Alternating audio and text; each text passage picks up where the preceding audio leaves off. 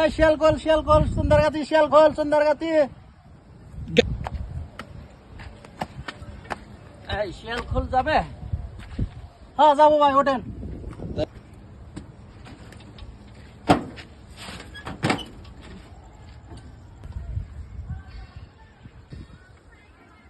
শালা নেশা করছে। শালা মাতাল। ভাই শিয়াল খোলা এসে গেছে, নামেন। নামেন আর কোন এত তাড়াতাড়ি শিয়াল? এত তারা আইছে। হ্যাঁ কারাই শিয়াল খোলা আইছে।